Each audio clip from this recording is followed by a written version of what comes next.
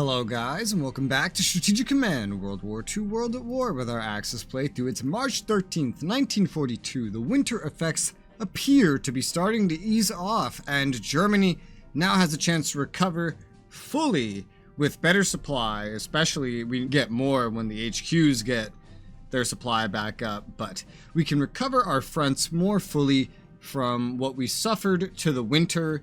The Soviets have mounted a gigantic defense around Moscow. However, if everything goes according to plan, we will not be pushed back like the real-life Germans were somewhere around this point. We are going to keep pushing with the help of our coalition Axis allies. We've taken the Caucasus. That never happened. Nice ahistorical things. We still need Egypt to fall. And then once Cairo and Alexandria, well, maybe not Alexandria, and Moscow, and then maybe some other things after Moscow, depends how morale-filled the Soviets are feeling, we should have our victory, because the rest of the Allies should surrender. Now, one of the first things I wanted to solve was some way to spread out supply a little bit more here. Don't know if it's actually going to work, but I at least want to get everything more centered in the west here, von Rundstedt and Rommel. So the Afrika Korps is going to step up once to the north, help surround this enemy here that's just kind of chilling, coming after us a little bit even. Rommel's going to go up here, kind of get onto this road. Don't know if he'll be able to move more easily from there, but we'll see. Von Rundstedt's going to go up north to where Rommel just was, and now, well, supply is going to be much better up here, that much is certain. Along the front line here, it's going to be completely unchanged, however. And then supply behind us is not going to be the greatest, but it's pretty great on Smolensk. This guy is fucked because he doesn't have any attachment to an HQ. And that's probably a big part of his supply woes. If I move him directly onto Smolensk, that probably solves that problem.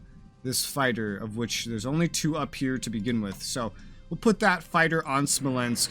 That should give him enough supply to operate more easily without needing to be attached to an HQ. We'll do something similar down here. First, let's march the Afrika Korps tanks out into the mud. Sounds like a great idea, doesn't it? We can't actually move von Lieb all the way down there just yet due to the mud, but we can get kind of close. It's gonna be the same thing right here with von Kukler, though.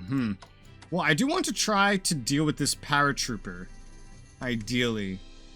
And moving things around otherwise shouldn't be craziest. We might hinder supply here a little bit if I move both at once, but we're not pushing too much further east, so we don't need to push both at once necessarily. Alright, so then you know what? Let's reinforce von Lieb, which should, yes, and will have an effect on supply just from that alone. We'll get von Kukler moving up as far as he can go for right now, because this place is always so muddy. So let's just have him move out as great as we can get it. And then, can I deal with this paratrooper? I'd like to. Let's step forward the 5th Corps, but the odds are not great. They're not too wonderful. Well, do we have any bombers? Actually, no, we don't. None that are in range. Well, we'll reinforce, probably, these fighters. They'll probably always be enough in supply. Actually, they don't have a lot of supply right now, because we hadn't had this much HQ power up here.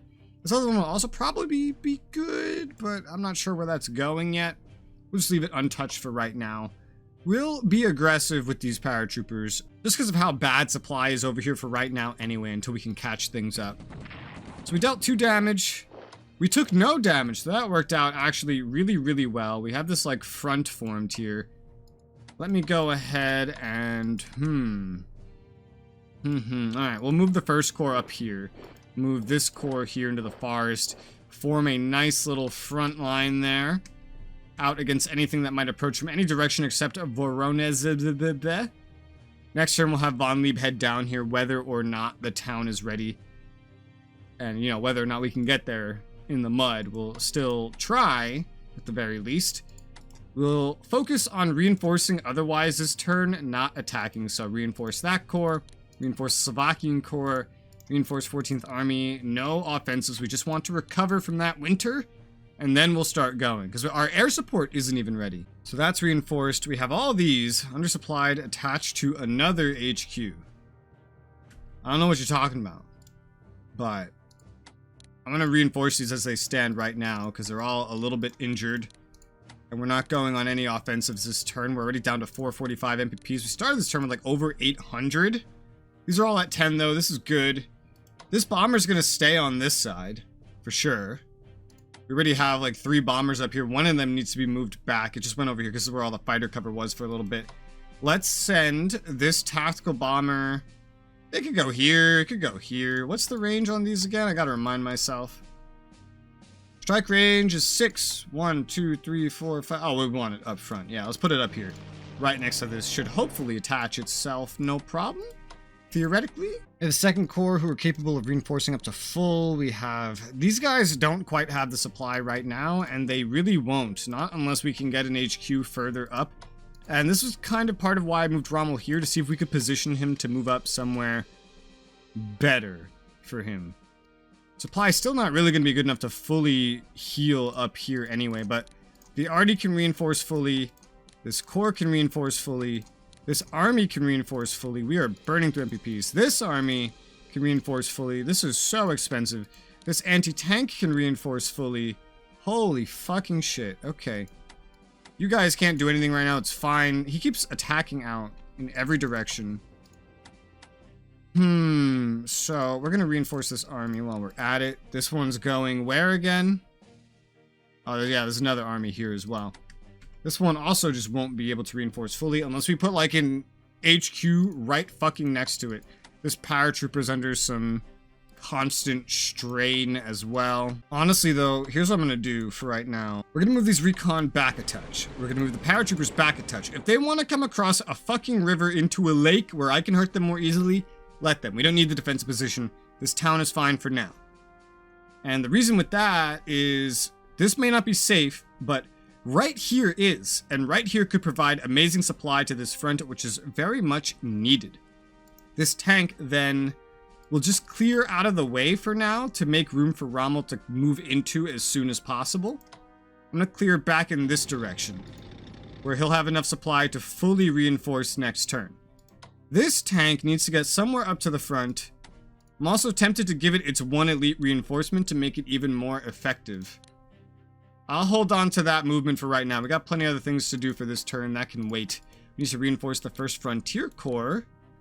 Surprised that wasn't already done, but I guess I just don't really remember the order of events that happened. Glancing down south, we haven't done anything with Sevastopol. It's still winter, so we're still inhibited in our ability to assault a location, so I still probably won't do anything there. Just besiege it with the Romanians, not that it will matter because it's got all this stuff. Either way, once the snow is gone, we won't get penalized and we'll probably just start attacking. But for right now, I'm in no rush to get these Romanians up to the front exactly. More the Yugoslavians than anything because they're going to be helping the Hungarians. This fighter's kind of doing its job from where it is. It can reach out that far. It's pretty good. It's pretty nice. It's pretty alright. We do have the Yugoslavians army on the border here with the 21st Army, which has reinforcements. Probably from the east, honestly. It lost its elite reinforcements. Just has experience now. It's more accurate. So it's hard to make these decisions when I want to stay on the offensive, but I'm also tempted to go for things like elite reinforcements. Well, okay, so let's start with Hungary. So we'll move the 2nd Army forward. We'll move also in the hills right here the 1st Army forward. And what does that do to partisans? Nothing. Doesn't do anything to partisans. No partisans to worry about. Then we could attempt to go around with the 1st Corps. Then there's this. What is supply like over here? It could use some improvement. Getting down to one of these towns would be nice. We won't be able to do that in one turn, but I'll move the 1st Corps forward in the direction of Rostov. We'll move the Hungarian HQ as far forward as it can get. This won't help supply on the front, but it will maintain itself at least, and it'll allow them to take care of that partisan point. 21st Army is on this side of the river, so we want to stay on this side of the river. We're going to move forward the 6th Corps right next to that enemy. No matter what I do here, it's going to be something like this. I want to get ready really for the push, even into getting elite reinforcements on this front, because we're getting ready for a big attack. And honestly, once we start attacking, the enemy theoretically won't really be able to do much against us. And we have the MPPs to pour into this because this is the main and only real goal of Germany aside from what's going down here with Turkey and Iraq and whatnot. So this one will just get elite reinforcements, the Dravska Corps. Elite reinforcements for the Belgrade Corps. Yeah, 199 MPPs, that's fine.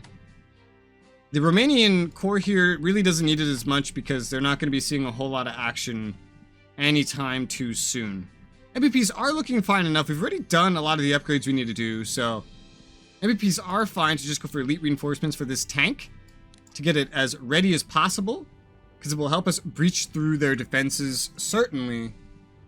And that would be very, very valuable. Any little bit of extra preparation with our side, our guy that has all the extra MPPs, quote unquote extra, you know, compared to others, would be good. We'll give elite reinforcements to the 1st paratroopers. We will, oh, we didn't do this yet. Reinforce the 3rd Army as far as it can get. It can't get fully, but we're gonna aim to fix that soon. But it needs to be as strong as possible because the Soviets have been attacking. They're trying to be aggressive now because, well, probably coded to be compared to like China. We'll upgrade the maritime bomber as much as it can get because that could come in handy as we go eventually hunting for the Russian fleet. That brings us down to 117 MPPs. No room for research or anything there. That's not necessarily a bad thing. We're going to move the battle cruiser here away so we can move the motor torpedo boat in to get its own ASW upgrades for right now. Navally, we're going to upgrade the elite reinforcements, this heavy cruiser fully as far as it can get. Elite reinforcements, this heavy cruiser as far as it can get. Because, I mean, the things that they're going after, they're not really very threatening anymore. Down to 65 MPPs. Then we have this. I'm sure we're going to run into like a destroyer or something, but let's, that's not a destroyer. That's a battleship. They have a battleship defending this. And it doesn't have any ASW or anything. What the fuck on earth shit is this? Holy wow. Oh, there's another. What the fuck? So I just happened to stumble upon 2 fucking UK battleships that are pretending that they're ASW. Actually, one of them has ASW. I have the same odds against every single one of them right now. Let's start with the already injured U-boat. 2 damage dealt. 2 taken. As we can probably guess, if we look at the cost of a battleship, 350 versus a sub, 200. I wonder which one is worth more, especially with the amount of upgrades that's on this shit. And now, that's all it... Holy fucking wow, look at this. 2 more damage dealt. None taken now. I don't know why, but okay. Let's attack with this one. I guess the experience makes all the difference. 3 damage dealt. None taken. Okay. Wow. Just fucking wow. Let's move this one forward. We have taken 7 points off of a battleship in exchange for 2 points off of a submarine. A submarine which is going to trend a little more south because now it's injured and has 6 supply, just like this one. So it's going to need some recovery soon. Speaking of recovery, let's go ahead and move the Z2 destroyer back up here. Incidentally doing a little patrol as well, nothing. Move the U-73 down here where it can get its own recovery, let's say, because it needs a better port for that. Everything up here kind of needs to go heal, and this is the best way to do that for now. U-32 is going to kind of follow in those actions for, well, the time being. Yeah, we're going to move the U-37, which is strong enough, it just doesn't have supply. It's not injured. You get elite reinforcement, that's not really necessary, so it's just going to probably keep raiding for now, so something's raiding up here. And then it'll move down and get some supplies at some point, not prioritizing getting elite reinforcements on it or anything. I just get those on things when it's convenient, and I imagine the fighting will be benefited from it, such as for this one right here. Elite reinforcements sounds pretty good to me. With our remaining MPPs, we have 45 left. Our submarines are going to be really damn well good to go against anything that runs up on them. Remaining is Germany. We still have to reinforce the Bosanska Corps down here in the Caucasus. I guess I might, oh, I don't know. This one has experience. I'm not sure how to handle the fact that the Bitaliska Corps got hurt during the winter despite being in the middle of a deep, deep desert. But it is what it is, I guess. 34 MPPs remaining. Let's spend this on the Prince Eugen Heavy Cruiser. Upgrading that with some ASW as well. Just all the ships, get it some defense. Hey, we have ASW on our Navy before the fucking Brits do, because of course we do. 21 MPPs remaining. I don't see it worth going into these planes just yet. They're... well, actually... Oh, no, yeah, you can't get ASW on these things anyway, so it doesn't really matter. They don't need anything. Maybe the fighters, if anything, but... we're talking about too much money here for the actual things that matter. The range does not matter for them at all. Looking at Italy, then, we do have the ability to move in some garrisons from 2 locations, really, now, especially that we have a extra garrison sitting around. And we can free up a couple things. Notably, a garrison belonging to Bulgaria, as well as a corps belonging to Bulgaria. To that effect, I'm going to take the first Bulgarian garrison. We're going to move it right up here into Ruse. We have so many garrisons, so many extra garrisons now. It'll be interesting, because I don't know when we're going to actually need them. There's definitely a lot of places coming up we will need them. It's just a matter of when. I know somehow getting a garrison up here would be nice. It would allow me to refocus things. But this is also kind of a front line, so maybe a garrison's not the best idea there. I don't know, but we're also going to go ahead and move the 1st Bulgarian Corps a bit to the north. I say a bit. We're going to stop it at Thessaloniki, just there for now, because there's nowhere really to force march it anyway that would get it anywhere important currently. So let's just go in there for the time being. One of these garrisons is ready to go basically immediately. And so here's how I plan on handling that. So first, we're going to move the 12th garrison here. Is going to go actually move instead. It's going to go to Larissa, so it's going to take care of that one. We're going to get the Albanian Corps force marched over to Athens, where it will eventually get upgrades. This corps will as well. These 2 corps are capable of deploying elsewhere. It's just a matter of, like, when. And then I will, in response, I guess operating isn't really that expensive. 4 MPPs can't get directly into Albania's capital. Oh, because there's no railroad there, of course. So we'll just send that right next to there. And that functions. It's basically going to be the new defense of Albania. It's just this garrison, and that's it. There... will always be a need for, like, maybe another garrison to make everything perfect so that we cover the capital defensively, not min-maxing placement, cover this, etc., etc. We do have an extra garrison as things now stand, and more things will be moved. Honestly, we need Bulgarian garrisons maybe more than we need the core, because the front line is already stretched and we don't have a Bulgarian HQ. 151 MPPs remaining is Italy. Their job, the scope right now is relatively limited, but in case things do ever get any bigger, production tech going up some more would definitely help. So, let's go for some better production tech. Every upgrade, every reinforcement that we make becomes 5% cheaper for every level of this that we get. Even with Italy, that kind of pays for itself. 26 MPPs remaining, so that's probably everything that we're going to be doing as them. I do still wonder if this invasion happens here. Well, it's supposed to happen in November of this year, but I don't know if the playthrough's even gonna go on that long. Like, I don't know if there's that many turns left to November to see, because then I wouldn't know, well, do we need this garrison here? Now, if it really came down to that, a garrison would be the least of our worries. Guess it doesn't hurt too much to upgrade this one just in case. But realistically, we'd want it on these ones. These cores that we then send down to defend. For lack of certainty for right now, we'll just upgrade that. Upgrading a garrison's nothing. 16 MPPs remaining. That's good, that's fine.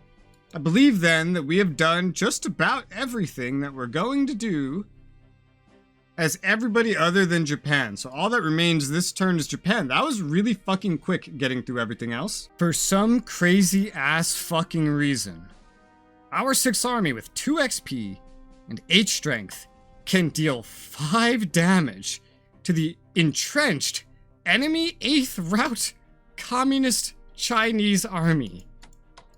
What? How is that even possible? In fact, we can deal tons of damage to everyone around us, despite being injured. I don't really understand the math at play here. Is it the Chinese morale? It's because it's down to 63%? Are we just suddenly behemoths? No, I don't think so.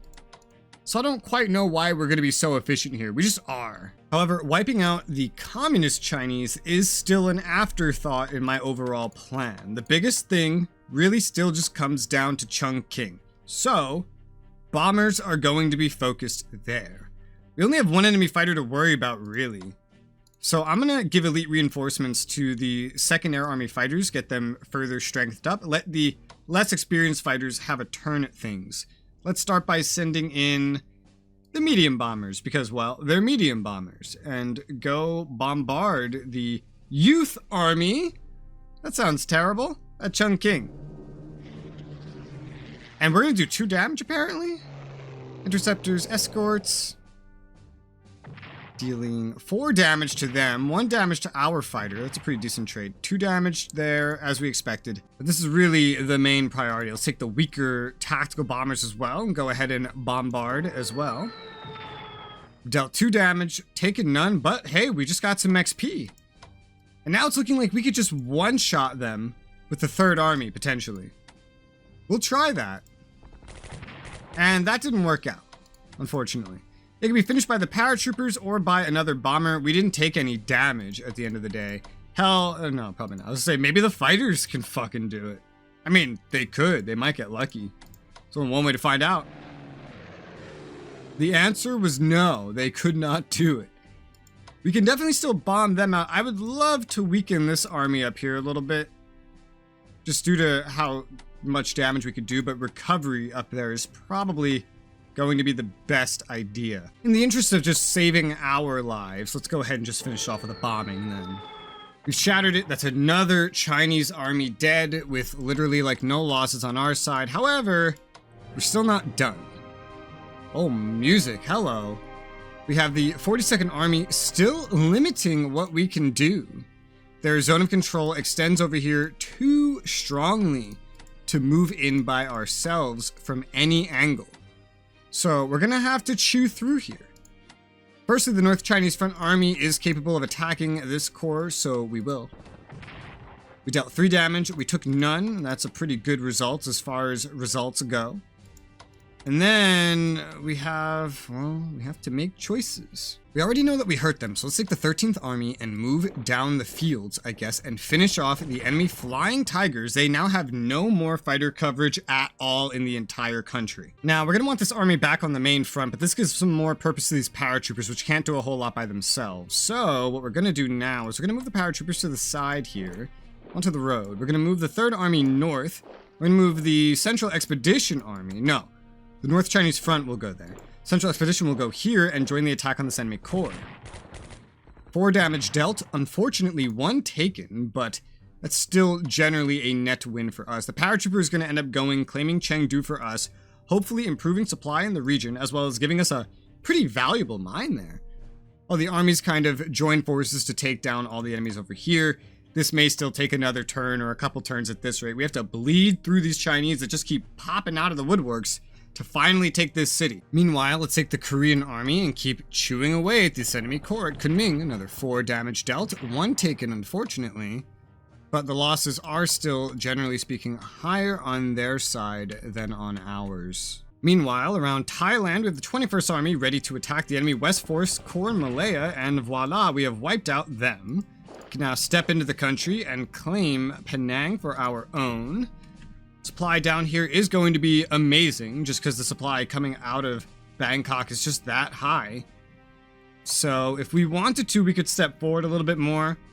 But I feel like chasing down into Singapore first is not that important. We could probably just hold Penang. I'll make my mind up about that later, maybe. For now, let's try to finish off Rangoon. How's about? Let's start with the 14th Army. 4 damage dealt, 1 taken. And we've wiped out the enemy at Rangoon. No damage taken. Let's go ahead and step onto Rangoon. So this will effectively claim all of Burma for us next turn. So we're going to get their oil. And we're going to cut off the enemy from any easy path. They didn't take an easy path to get over here with what they have. But the enemy will still advance from up there. So now I have a choice with the Indochina Expedition Army. I either keep an army on Rangoon as a defensive fixture, and then send the Indochina army down to Malaya to help the 21st to clear this out. It will probably be best with some help. One other army could fit in here perfectly. The other option is to keep the Indochina army here and help defend the oil and whatnot. I think what we're doing right now is good enough. So long as we own Rangoon, the Burma road is cut. And that is what I wanted. That will cause them to need to rely on the hump instead, which will cost them more MPPs every turn to fund China. So let's turn the Indochina Expedition Army around. Cross the river here. We do have a little bit of a journey to actually get down here, unfortunately. But it'll speed up. It will speed up. For now, we're going to hold defensive fixtures while we wait for this to get over here. Eventually, soon, I don't know when, March 42, so this month. April 42, next month. So the next few turns, we're going to get some new Thai units. Effectively, those will probably go ahead and replace the 14th Army or join them in accomplishing what this army won't. These two armies will be enough down here to clear all of this out, and then we can have a good front on either side, defensive mostly in the north while we clear at the south, and then we can eventually refocus up there. Due to supply up here, I'm going to move the 17th Korean Army back a step along the road so that they have enough supply to actually reinforce back up to full like they should be able to. So that's going to happen. The enemy 5th Army over here at Yanku is not really in the best situation, which gives me the ability to attack first with this corps, which has better odds than this injured army, by the way.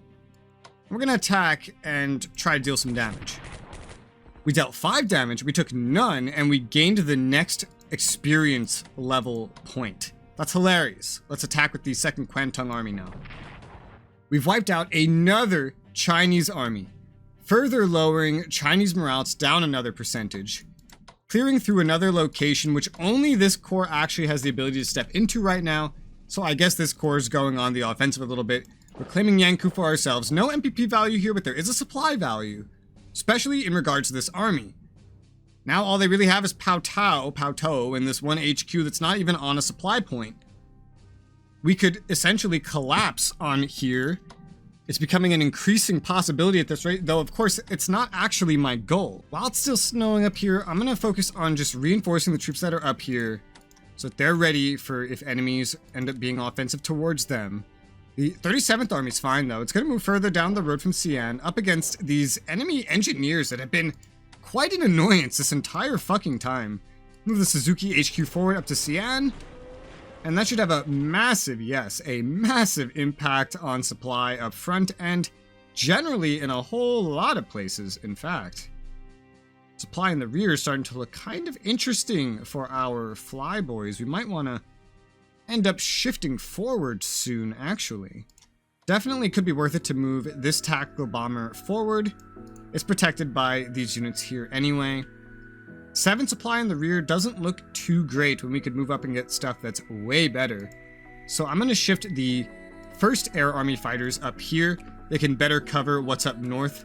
But, yeah, I mean, splitting them up, there shouldn't even be a need for Air Army fighters at this point, because the enemies don't have any more fighters. Of course, they have nowhere else to go, really, and so leaving them here won't hurt us, but all that really remains now is the rest of Japan's turn in this turn, and then we'll be done. But for now, we're actually going to be done with this episode. So, hope you guys are enjoying how the war is going. I still believe we'll be able to end this year. Do you? Let me know in the comments. For now, thank you guys very much for watching, and I'll see you on the next one.